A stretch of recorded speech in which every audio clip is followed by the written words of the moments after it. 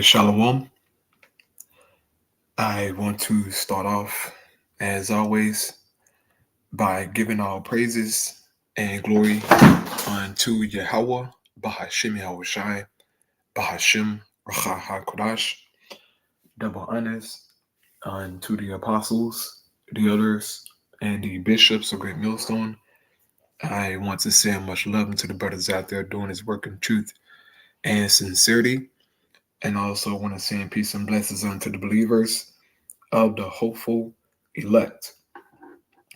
And in this morning's lesson, I wanted to do a response onto this video that was put up by Judging Freedom here on YouTube. And as you can see, the title of this video read, Larry Johnson, Russia is flashing red. The West better pay attention. Now, the guy Larry who is doing this video, all right, he is pretty much anti-war, all right? He doesn't want World War III to happen. And in particular, he doesn't want America to be destroyed. And you will pretty much hear these things in the video, man. And as you watch the video, you will see how concerned this guy Larry Johnson is, all right? By the tone of his voice, by the look on his face, by the things he's saying, you can see that he's terrified, man. And that pretty much he doesn't want biblical prophecy to be fulfilled. Just like the rest of these anti-war people, right? You got Natalie and Clay Morris from Redacted. They're heavy anti-war, right? And they don't want Babylon the Great to be destroyed. Same as Alex Jones, same as Glenn Beck, and all these other guys, man. They are terrified of Russia, man. All right? But see, little do they know is that Russia is prophesied to destroy Babylon, man. It's in the Bible. But guess what? They don't understand that, okay? None of these so-called Christians do. The war of Armageddon has to take place. The Most High told us, okay? It's going to happen, man. There's nowhere around it, bro. You see what's happening in the planet Earth. Things are heating up, man, on all sides, okay? So it's only a matter of time before this thing go down, man. So I want to play this video here. It's only 11 minutes. I have it sped up a little bit because this guy, he talks really slow, right? He talked really slow, you know, like he's talking on the damn ASMR video. All right, so I have it sped up, man. And Lord willing, this is edifying. All right, so here we go.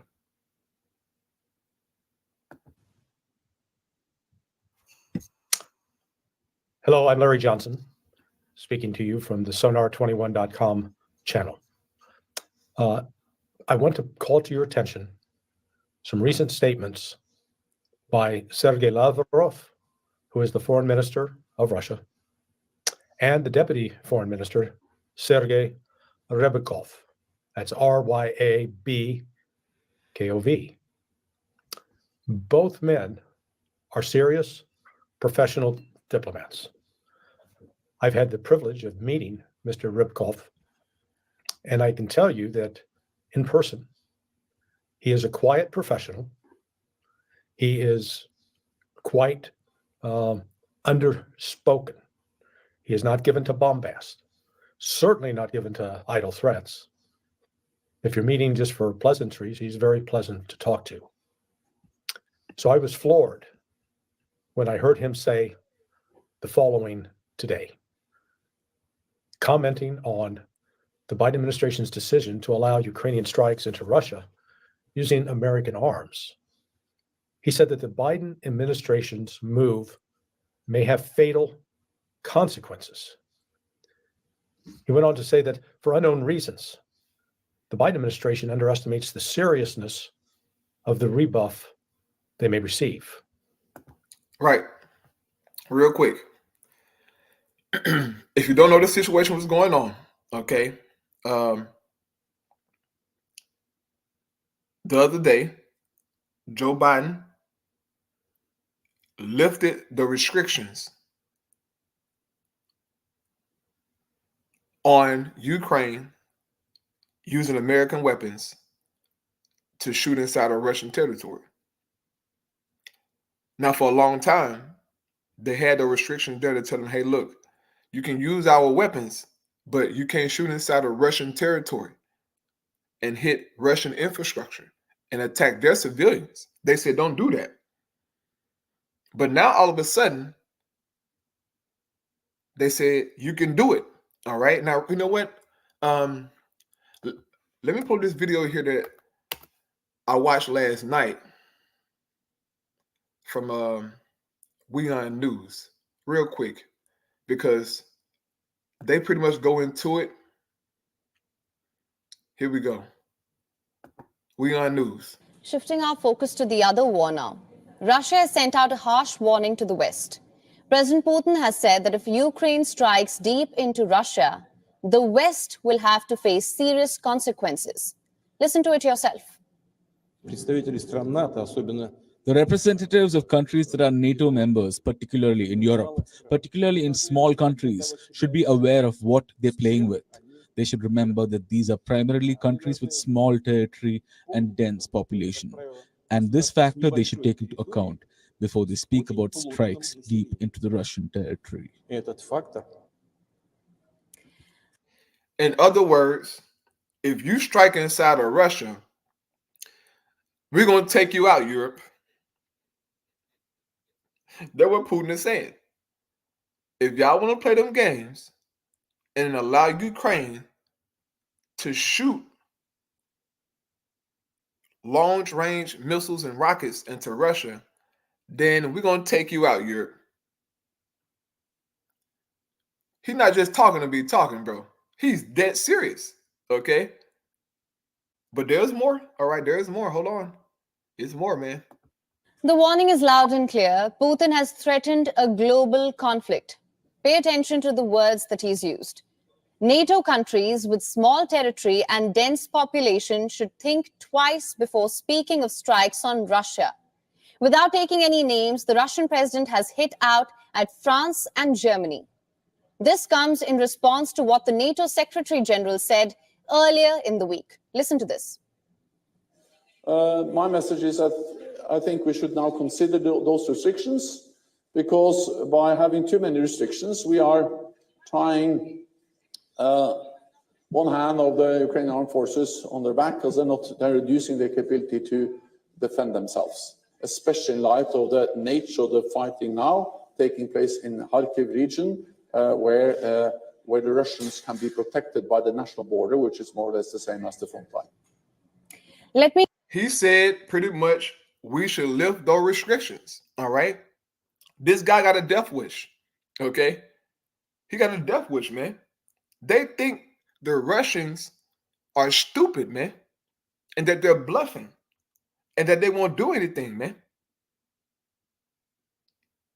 He gonna find out the hard way. All of them gonna find out, especially Babylon the Great. They're gonna find out the hard way, man. So this is very interesting, bro. They're calling, they're saying, look, hey, we need to go ahead on and shoot inside of Russia. Bro, this is, bro, this shit is, hey, bro, Yahushua coming back, man. Our Lord Yahushua coming back, man, okay? These are signs that he's coming back, bro. We know according to the scriptures that he will make an appearance at the war of Armageddon, man. Joel chapter 3, right? He will make an appearance. 2 Ezra 13. This is all leading up to Yahushua coming back, bro. These devils, man. Hey. Hey, bro, this is exciting. Okay, this is exciting, man. Go ahead on lift the restrictions, bro. Do what you got to do. Okay? It's about to go down everywhere, man. All right? Only a matter of time. Let me give you some context here. If you've been following the Ukraine war, you would know the restrictions the United States has put on Ukraine's use of its arms. Since the very beginning, American shipments of sophisticated weapons arrived into Ukraine US President Joe Biden asked Zelensky to never fire them inside Russian territory and to only use them for its counteroffensive. Stoltenberg was referring to these restrictions. By saying that, he's implied that maybe the time has come for Ukraine to start using the Western arms to launch attacks inside Russia. If that wasn't enough to irk Russia, his statement was further supported by the French and German leaders. Listen to what they said. Alors comment on explique aux Ukrainiens qu'il va falloir protéger? We think that we should allow them to neutralize military sites from which the missiles are fired. The missiles and basically the military sites from which Ukraine is attacked. But we must not allow them to hit other targets in Russia, obviously civilian capabilities or other military targets. On doit leur permettre. Ukraine has every possibility under international law for what it is doing. That has to be said explicitly. It was attacked and may defend itself. I find it strange when some people argue that it should not be allowed to defend itself and take measures that are suitable for this. Now, these statements have angered Putin. In response, he has said that it does not matter if Ukraine is pulling the trigger, the responsibility lies with those who are supplying these arms. And not only arms, but also troops. Putin claims that Western military instructors are already in Ukraine operating undercover as mercenaries. But any move by any country to send soldiers officially would be seen as an escalation and a step towards a serious conflict in Europe, leading to a global conflict. Those were the words he used. The Biden administration feared just this. That's why it imposed restrictions on Ukraine in the very first place. And it still maintains its stance. Listen to this. We're aware of the interest that President Zelensky has expressed in this regard. I would tell you that there's no change to our policy at this point. We don't encourage or enable the use of U.S. supplied weapons to strike inside Russia. I would note that the Ukrainians have, in the past, defeated imminent air attacks, such as some of the ones that have occurred in the last few days on their own since the war began. Well, the Kremlin did not hesitate there. Putin's press secretary, Dmitry Peskov, mocked the divide in the West. He told Russian media that there is no consensus among the allies on this issue. The United States stays firm on its red line. However, other NATO members, as well as NATO chief, are encouraging Ukraine to attack Russian mainland. Kyiv has done that in the past. It has sent drones to Moscow, attacked oil refineries. It has been using long-range American missiles. So what are the restrictions really about? For latest news, download the WION app and subscribe. So there's an update of what's going on, man. Okay. Putin not playing. He said, look, y'all, if you attack anything inside of Russia, it's going to cause a global conflict. What is that global conflict? World War III. Okay. World War III. Here we go. Zephaniah. All right. Zephaniah 3. Then I get back to my main video. Zephaniah 3 and verse 8.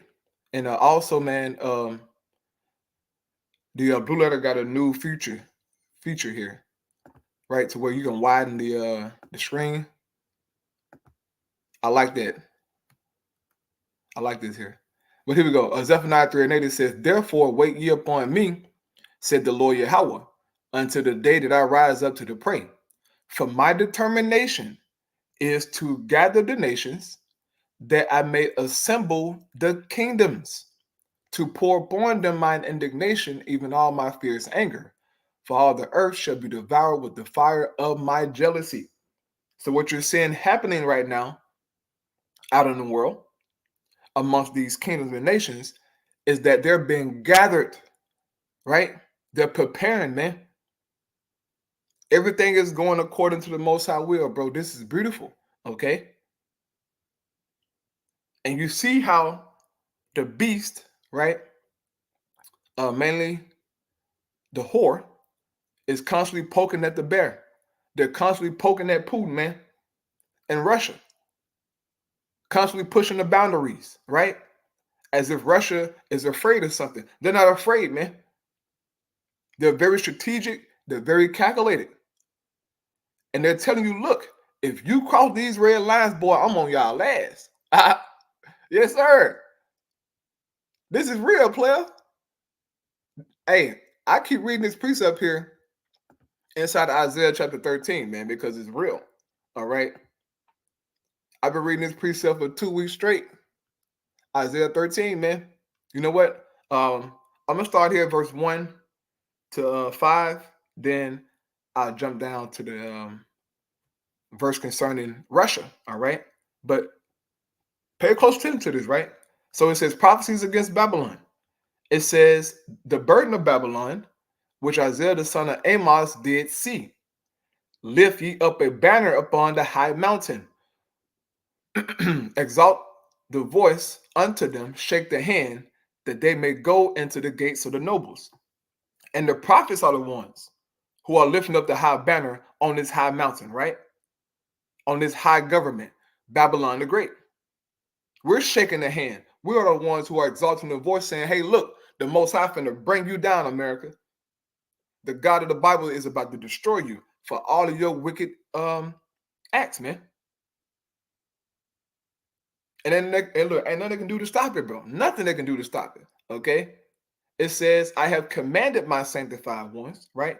Those are the prophets. It says, I have also called my mighty ones for mine anger, even them that rejoice in my highness. Who are the mighty ones he's talking about here? He's talking about Yahweh and the angels, man. He called them too because they're going to partake in this war, man. Okay? Look, how do we know this? How do we know that the angels, all right, the mighty ones, will partake in this war? Joel chapter 3. Okay? Joel chapter 3. Jumping down here. Verse 9, right? It says, proclaim ye this among the Gentiles, prepare war. Wake up the mighty men, let all the men of war draw near, let them come up. Beat your plowshares into swords, and your pruning hooks into spears. Let the weak say, I am strong. Assemble yourselves and come, all ye heathen, and gather yourselves together round about. Thither cause thy mighty ones to come down, O Yahweh. So when these nations are gathered together and the war of Armageddon has popped off, the mighty ones are going to come down. Those are the angels of the Lord. Okay? With Yahweh, man. They coming down to do battle. All right? They coming down to do battle, man. NLT, it says, come quickly, all you nations everywhere. Gather together in the valley. And now, O Yahweh, call out your warriors. Those are the angels, okay? His mighty ones, his warriors, all right? Those are the angels, starting with Yahweh. It's going to get real, okay? Going back to Isaiah 13, okay? Verse 4 says, the noise of a multitude in the mountains, like as of a great people. A tumultuous noise of the kingdoms of nations gathered together. The Lord of hosts must rid the hosts of the battle. They come from a far country, from the end of heaven, even Yahweh, and the weapons of his indignation, to destroy the whole land. What are the weapons of his indignation? Those ICBM missiles, man. They coming from the other side of the world to Babylon the Great, okay? Mainly, they're coming from Russia. But also China has missiles. India has missiles, right? Iran has missiles. NATO will eventually turn on America. They have missiles. And they will come here, man.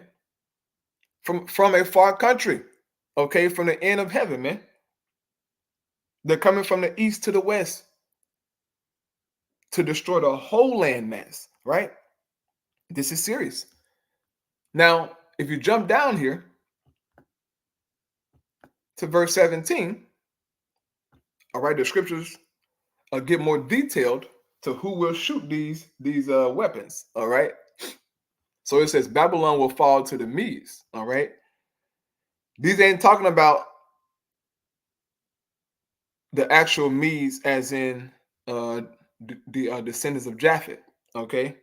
This is going into the Russians. They are inhabiting the land of the Medes right now. Okay. So verse 17 says, behold, I will stir up the Medes against them. Okay. And what's happening right now is that the Lord is using the beast and the whore to stir up the Medes, man, the Russians. Okay. They're poking the bear, man. And Russia's getting fed up. They are getting fed up with Babylon the Great and NATO. All right, you heard what Putin said. Y'all keep playing games, we're going to take you niggas out. So Isaiah is telling us, behold, I will stir up the Medes against them, which shall not regard silver, and as for gold, they shall not delight in it. Their bows, right? Their bows also shall dash the young men to pieces, and they shall have no pity on the fruit of the womb. Their eyes shall not spare children. So the Medes, they will be the main ones. Not the actual Medes, but the Russians. They will be the main ones who will shoot their bows on Babylon the Great, man. All right. NLT, it says the attacking armies, right? The attacking armies will shoot down the young men with arrows. They will have no mercy on helpless babies and will show no compassion for children. All right. Now, once these bows are shot off, okay, and when they hit Babylon the Great, Isaiah here in verse 19 on down gives you the aftermath, right? Like Dr. Dre. It says, in Babylon, the glory of kingdoms, the beauty of the Chaldees' excellency shall be as when Yahweh overthrew Sodom and Gomorrah. How did the Most High God overthrow ancient Sodom and Gomorrah, man? He rained down fire and brimstone on that hoe and destroyed those cities, man. So we know what the bows are talking about. These are missiles, bro. It's letting you know what it's talking about. It's comparing it to the judgment of Sodom and Gomorrah. So we're right there, man. We were right there, okay? And look, I'm fired up this morning. I am, God damn it. Because I'm excited that prophecy is about to be fulfilled, dog. And this goddamn shithole known as America can get up out of here, okay? Yes, sir. Yes, sir. Okay. Verse 20 says, it shall never be inhabited, neither shall it be dwelt in from generation to generation. Neither shall the Arabian pitch tent there, neither shall the shepherds make their fold there. But wild beasts of the desert shall lie there, and their houses shall be full of doleful creatures. And owls shall dwell there, and satyrs shall dance there. And the wild beasts of the islands shall cry in their desolate houses, and dragons in their pleasant palaces. And her time is near to come, and her days shall not be prolonged. America has a set time to be destroyed, man. She has a set time. And we're right there, bro. We're right there. Okay, so now let's get back to Larry Johnson. All right, this concerned Edomite. Okay, he's very concerned about Russia destroying this place, man. He's terrified. Okay, and I ain't even got into the damn video all the way. Only a minute and 54 seconds in. Okay, but let's play this video out because Esau is afraid, man. These American Edomites, they are afraid of what's going to happen, man. So they want to try and stop World War III, but it's not going to happen. Okay, you can't stop prophecy, man. And this is what this big head nigga don't understand. Here we go. And he went on to comment, he was concerned about Ukrainian attempts to strike Russia's strategic radar system. These are the early warning systems that Russia relies on to notify it that a potential nuclear attack from the United States or Europe is underway. This comment by Deputy Foreign Minister Rybkov needs to be heard loud and clear in the halls of Washington. But it's not just Mr. Rybkov saying this. It's Sergei Lavrov, the dean of foreign ministers really in the world. He's probably the most respected foreign minister there is out there. He is the consummate professional. And again, he reiterated the very same warnings that his deputy foreign minister, Mr. Rybkov, issued. The way Russia is looking at this is when the United States, if it does decide to deploy an F-16 to Ukraine, Russia has to assume, as the United States would assume, if Russia did the same thing and deploying a combat aircraft capable of carrying a nuclear weapon, if they deployed that to Cuba, the United States would take notice and would have to assume the worst, assume that, in fact, Russia would be preparing to strike us, and we would take appropriate measures. First, warning the Russians, and then if they didn't heed our warnings, striking back. Right. Now, if you brothers and sisters out there remember last year, Vladimir Putin said that, hey, if America supplies Ukraine with the F-16 airplane, right, jet, that they will strike because that damn thing, that plane can carry a nuclear missile, all right? So Putin said, look, y'all better not do that. They're going to shoot missiles, man.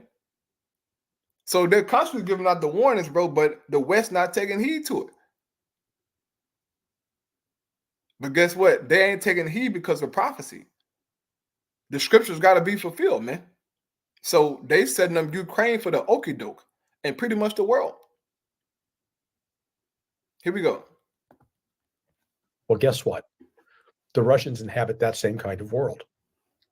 They're looking not only at the United States, actively now encouraging and supporting Ukraine use of ATACMS, Storm Shadow, and possibly German Taurus missiles that can fly up to 300 miles inside Russia. And the Russians have to be concerned and are expressing the concern that they can't be confident that the United States is not deploying a nuclear-tipped warhead. This has become an especially acute concern on the part of Russia in light of last week's drone attacks on these strategic radars that are used to detect inbound intercontinental ballistic missiles. There is no justification for attacking those radars. They do nothing to advance Ukraine's cause in fighting the land war against Russia in Ukraine. The only possible reason for launching that kind of attack is to take out Russia's early warning system. Accordingly, this has caused a dramatic shift in Russia's rhetoric on this issue. And they are warning that they will not hesitate to retaliate and to take preemptive, proactive measures. These folks are not playing. They are dead serious. And by virtue of being dead serious, they're trying to put the United States on notice. The problem is, many in the United States positions of decision-making within both the Biden White House, State Department, and apparently CIA are dismissing these as idle threats. From what I have observed, as I've monitored Russian military actions since the start of the special military operation, Russia doesn't make idle threats. Well, once again, those individuals in Washington and NATO, they ain't making no decisions. It's the Lord making them do this. All right? Real quick, Proverbs 21 verse 1, the king's heart is in the hand of Yahweh, as the rivers of water. He turneth it whithersoever he will. So this is the Most High will. He's making them poke the bear, right? And stir up the Russians, man. He's doing it. He is in complete control, right? Because he wants Babylon to be destroyed. Proverbs 16, verse 1, it says, the preparations of the heart of man and the answer of the tongue is from Yahweh, right? So Joe Biden ain't making no decision. It's the Lord making the decision. It says, verse 9, a man's heart deviseth his way, but the Lord directed his steps. So the Most High is in control. This is his show. All right? This is his show. Here we go.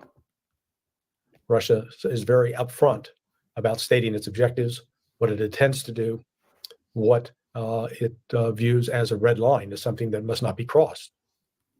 The West is making the mistake of assuming that past Russian patience and not retaliating, for example, with drone strikes that hit the Kremlin, that this is a sign of Russian weakness or Russian fear. It is no such thing. It is a sign of Russian patience. But we in the West are mistaking Russian patience for Russian stupidity. And that is the fatal error that I think Sergei Rybakov had in mind when he issued this warning the other day. I think it is incumbent upon every American to contact their member of Congress, their senator, and tell them, we don't want to go to war with Russia. We don't want to risk a nuclear war with Russia. We need to sit down and talk to the Russians. Even during... Hey, man, ain't no sit down talking to the Russians, bro. Ain't no talking, bro. How do we know this? I just read it inside of Isaiah 13, man. Ain't no sitting down talking to them, bro. Okay? This ain't the Cuban Missile Crisis, okay? No, they ain't no talking, player. Ain't no talking, okay? Once again, verse 17, behold, I will stir the Medes against them, which shall not regard silver, and as for gold, they shall not delight in it. They don't want to talk. They tried talking to you niggas. It didn't work. They tried to make a peace agreement with Ukraine. It didn't work because NATO made old boy Zelensky to say, hell no, I don't want no peace deal with y'all. So that sent Russia a clear message that they want war. So ain't no talking, player. Once again, this is not the Cuban Missiles Crisis, okay? Ain't no talking, player. Everything about to go left, okay? Here we go. During the height of the Cuban Missile Crisis, which was one of the last times that we came so close to entering into a nuclear war with Russia. It was then the Soviet Union. Even during that crisis, Robert F. Kennedy, the brother of the president, John F. Kennedy, was talking to the Russians directly. They were communicating.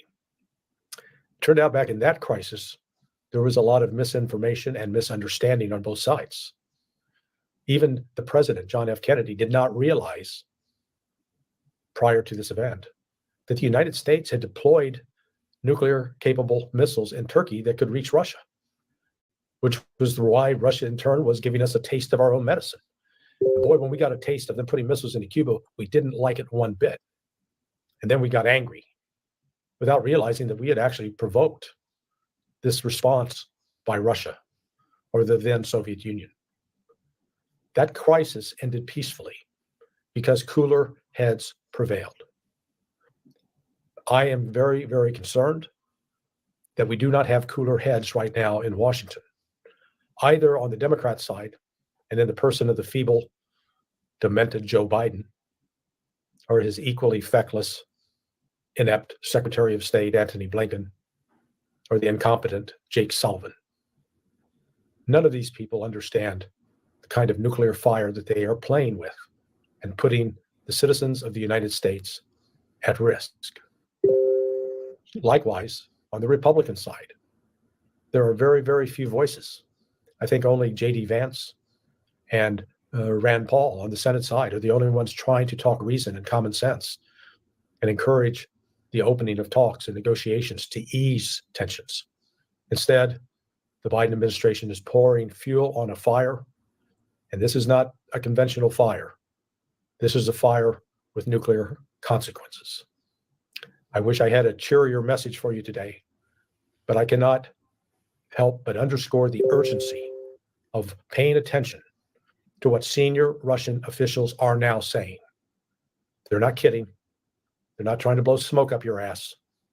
They're not bloviating and making idle threats. They mean what they say. And I think we need to pay attention. Thank you for listening. All right. You heard Larry Johnson.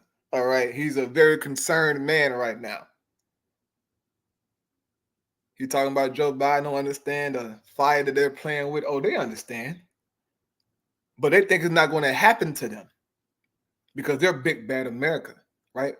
And we're big bad NATO. Now, the scriptures do say, right, that pretty much who shall make war with the beast?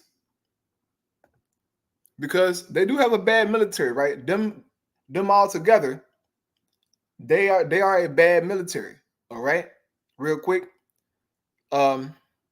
Revelation 13, verse 4. And they worship the dragon, which gave power unto the beast. And they worship the beast, saying, Who is like unto the beast? Who is able to make war with him? Right? So they're the top dog. Okay, but what they don't understand is that the beast will be divided, man.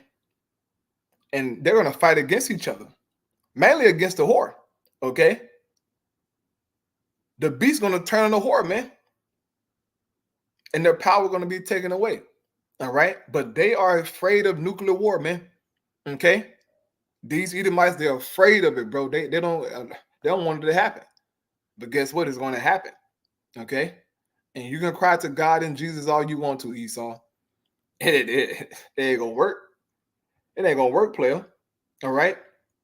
Proverbs chapter 10, verse 24. It says, the fear of the wicked, it shall come upon him. But the desire of the righteous shall be granted, right? The fear of the wicked, it shall come upon him, man.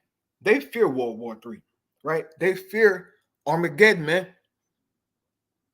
But the Most High going to bring that exactly upon you devils, bro. Okay? Prophecy must be fulfilled, right? The Most High not just talking to be talking. Okay, my nigga? He gonna really make it happen. He going to really take it there, man. All right? Isaiah 55, verse 10. For as the rain cometh down, and the snow from heaven, and returneth not thither, but water the earth, and maketh it bring forth in bud, and that it may give seed to the sower, and bread to the eater. So shall my word be that goeth forth out of my mouth. It shall not return unto me void, but it shall accomplish that which I pleased, and it shall prosper in the thing whereunto I sent it. Okay? So you can call your local officials in the Senate and these people trying to talk some sense into them to stop World War III and stop Joe Biden and, NATO. It ain't going to work, my nigga. The Most High wants to destroy Babylon, man. He wants to destroy America. What part of that you niggas don't get? Okay? What part of that you Edomites don't get, man? The Most High wants to wipe this hoe out. And he has every reason to, man. Just look at this month, June right now. It's Pride Month, okay? But Most High not down with this BS, boy. He finna do something to y'all, man. Here we go. Jeremiah chapter 50, verse 13.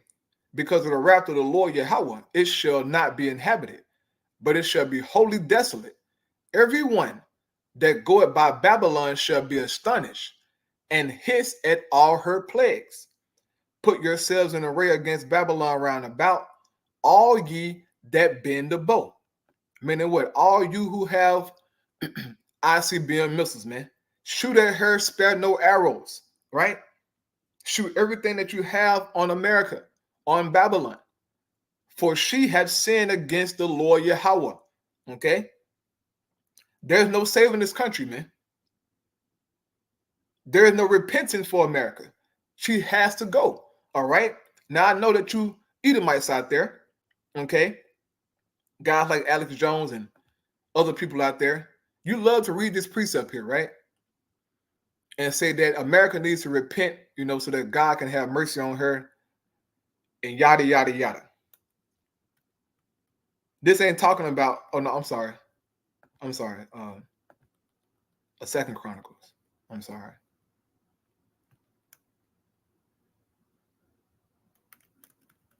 Here we go. Second Chronicles 7:14. It says, if my people, which are called by my name, shall humble themselves and pray and seek my face and turn from their wicked ways, then I will hear from heaven and will forgive their sins and heal their land. Esau loved to apply this precept to America. This ain't talking about America, my guy. Stop it. Okay, stop it, man. I don't know why Esau think the Most High is with him. Like, why do he think this, man? You Edomite Christians, you're going to find out the hard way, man. You're going to find out the hard way, bro. Look, bro, there is no repenting for America. There is no repenting for Esau, period. Okay? America has to pay for her sins. All right? She has to pay. Here we go.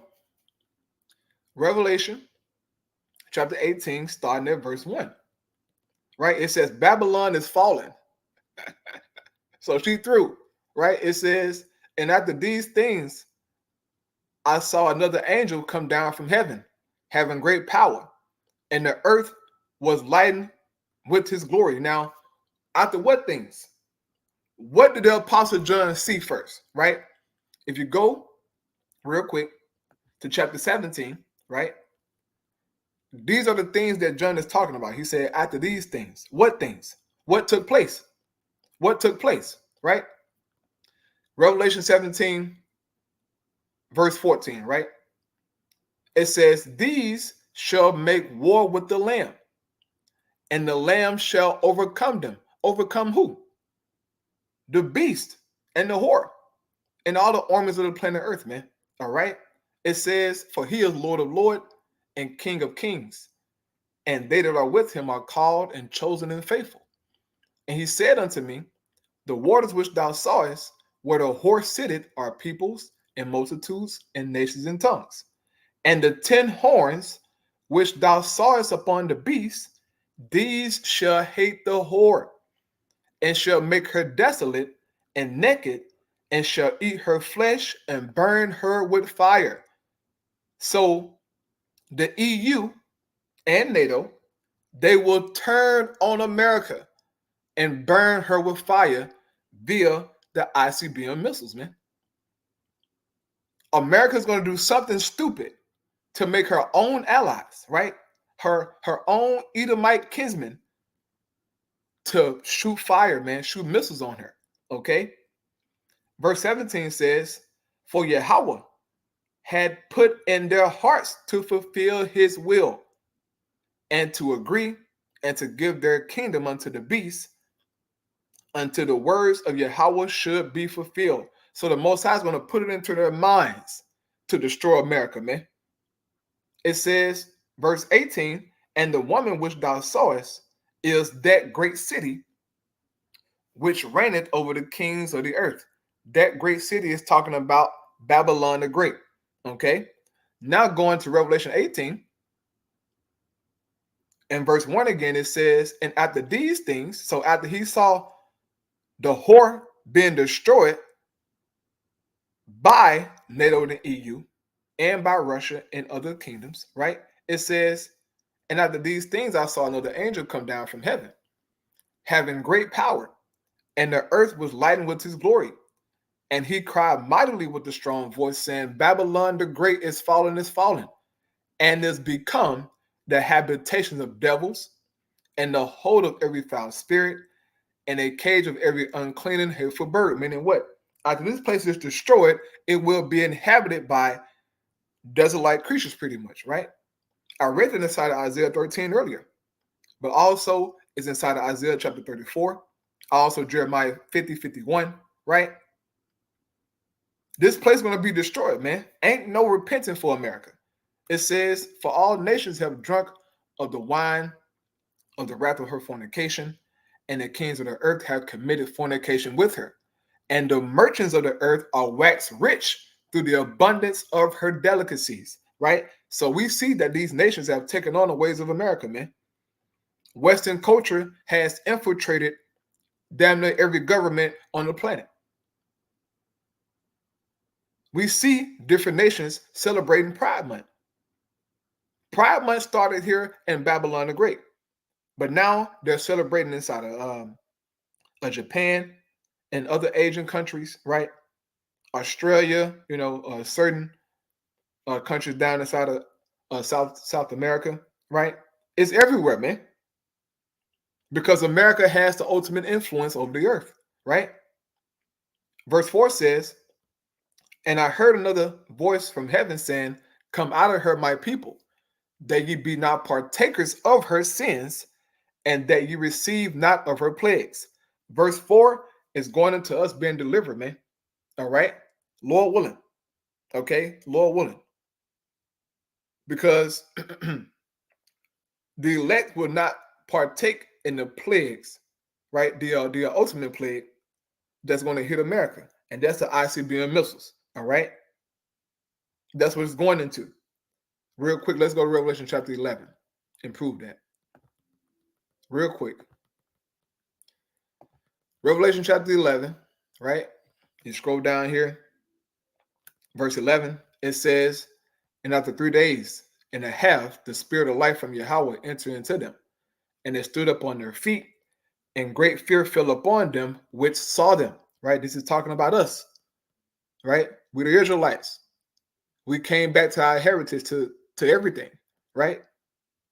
It says, and they heard a great voice from heaven saying unto them, come up hither. And they ascended up to heaven in a cloud, and their enemies beheld them. This is going into our salvation, Lord willing. Okay. Verse 13 says, in the same hour was there a great earthquake. And that's because of the nuclear missiles, man. And the 10th part of the city fell, right? Which going into the whole of Babylon falling, right? This place is divided into 10 zones, right? It says, and in the earthquake, meaning in a destruction, were slain of men 7,000, meaning a complete number of people. So everybody who's on the soils of America will be destroyed. It says, and the remnant were affrighted and gave glory to the God of heaven. Who is the remnant? This is talking about the elect of Israel, man, being saved, okay? Not no heathens, right? Not no Christian, but these are Israelites. The remnant, the Israelites, man. Real quick, Romans 9, verse 27. Just in case you Christians want to argue. Romans 9:27. Isaiah also cried concerning Israel.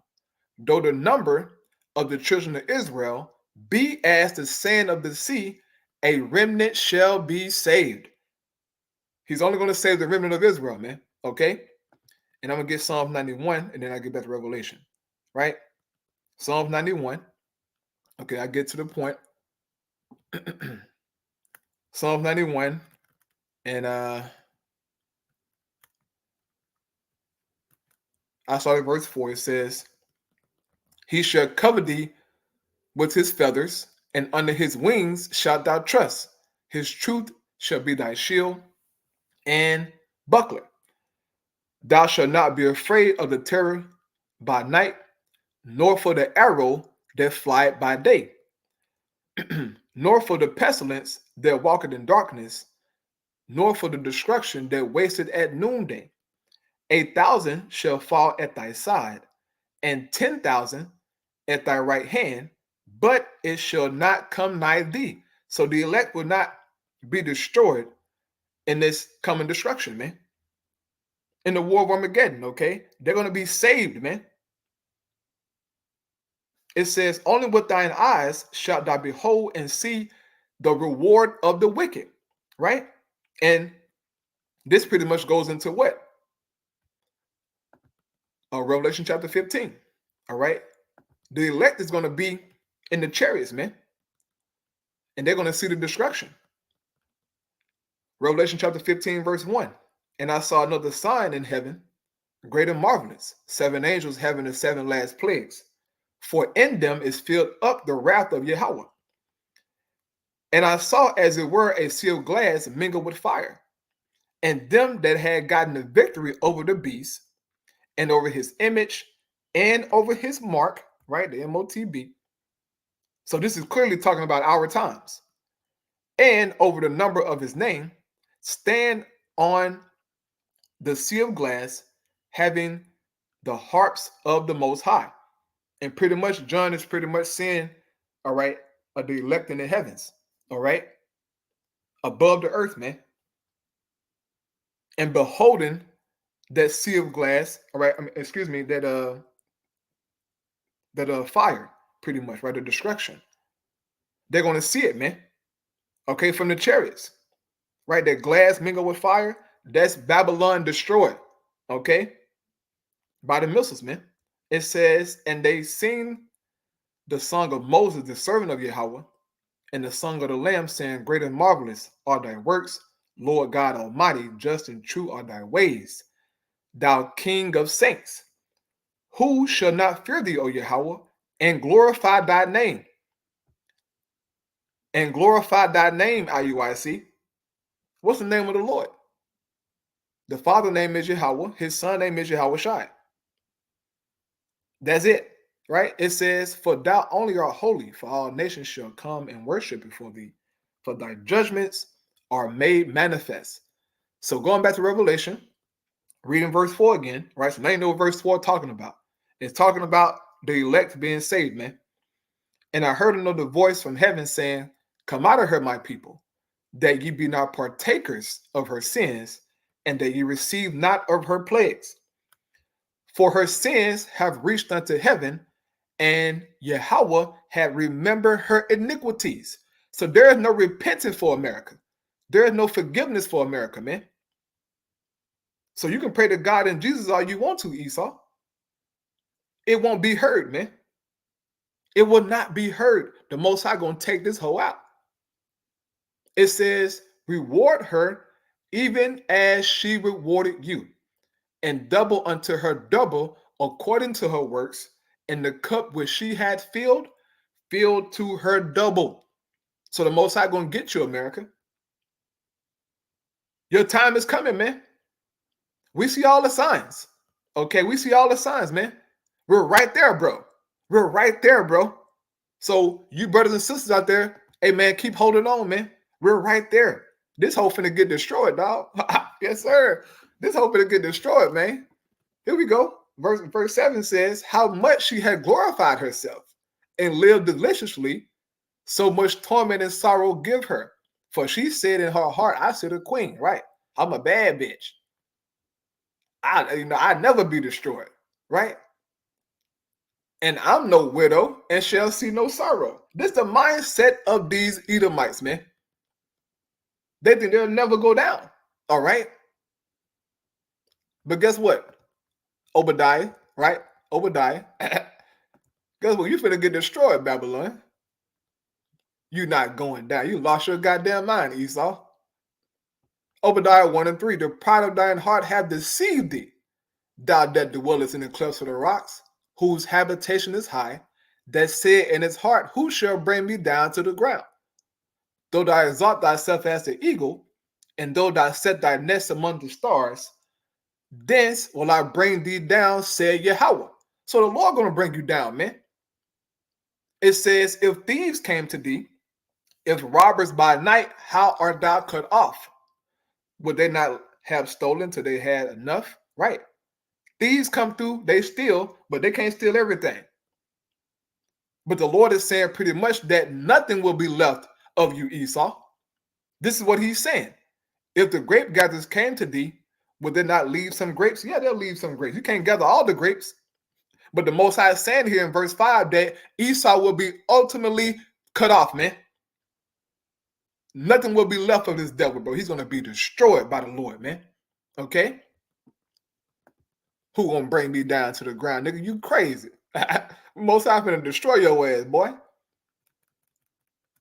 Verse 8 says, therefore shall her plagues come in one day, death and mourning and famine. And she shall be utterly burned, right? She shall be utterly burned with fire. For strong is the Lord God who judgeth her, right? Your time coming, Babylon. Your time is coming, boy. Right? Utterly burned by fire, man. So keep on poking Putin. Right? Go ahead and shoot them missiles over inside of Russia. Right? Do it. Go ahead and do it, man. And you will see missiles flying. Okay? You will see missiles flying on Babylon, man. Right? But guess what? The MOTB got to come first. Okay? But this stuff is happening simultaneously, but like it's all going down at the same time, right? The MOTB and World War III, right? They're going hand in hand, man. So with that, I'm gonna go ahead on and close out, right? I think I said enough this morning. But Lord willing, those edifying, man, all praise your how by Shimon Shai by Shem Kadash. The one to the apostle, it was a great millstone, peace and blessing to the elect. Shalom. Shalom.